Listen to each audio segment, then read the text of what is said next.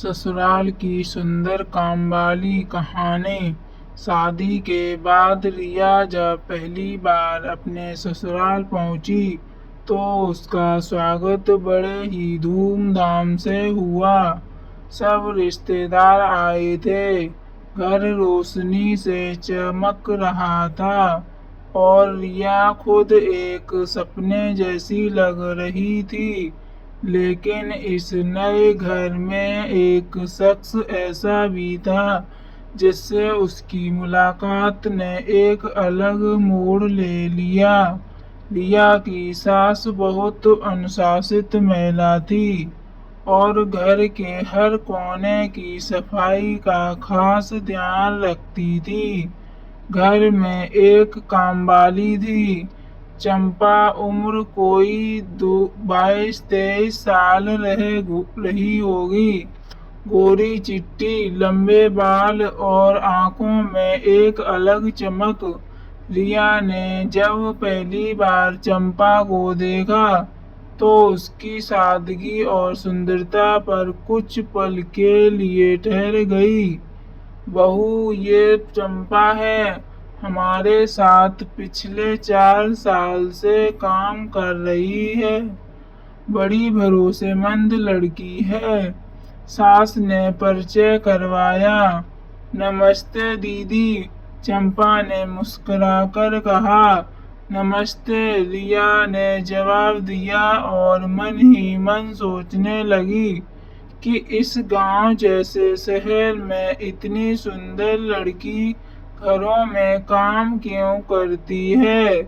समय बीतता गया, रिया ससुराल के माहौल में ढलने लगी।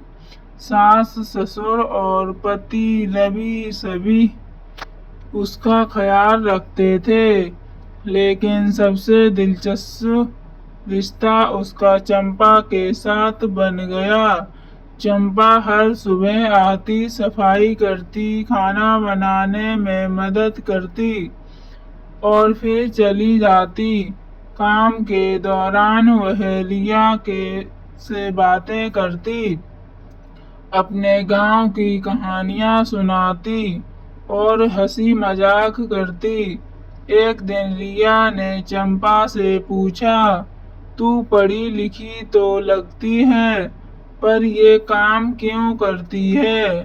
चंपा मुस्कुराई, दीदी पढ़ाई तो की थी 12वीं तक, लेकिन घर के हालात ऐसे नहीं थे कि आगे बढ़ पाती। अब तो बस काम करके माँ बाबूजी का सहारा बन गई हूँ। रिया को उसकी बातें सुनकर अफसोस हुआ। वो सोचने लगी कि यदि हालात बेहतर होते तो शायद चंपा किसी कॉलेज में पढ़ रही होती। धीरे धीरे रिया ने चंपा की मदद करने का फैसला किया। उसने सास से बात की, माँ जी, अगर चंपा को पढ़ाई में मदद मिल जाए तो शायद उसका भविष्य बेहतर हो सकता है। सास पहले थोड़ी हिचकी, लेकिन फिर मान गई। रिया ने चंपा का दाखिला एक ओपन स्कूल में करवाया, उसे किताबें दिलाईं और हर शाम उसे पढ़ाने लगी। चंपा के भीतर की लगन देखकर रिया हैरान रह गई। वो जल्दी सीखती थी, सवाल पूछती थी और मेहनत भी करती थी। उसकी आंखों में अब एक नई चमक थी, उम्मीद की। इसी दौरान घर में एक नई चिंता खड़ी हो गई। रिया की ननद की शादी तय हुई और घर में तैयारियों का माहौल था। चंपा भी इस काम में लग गई। शादी के दिन वह एक सुंदर साड़ी पहनकर आई जो रिया ने उसे दी थी। अगर हमारी ये कहानी पसंद आई हो तो लाइक करें, कमेंट करें।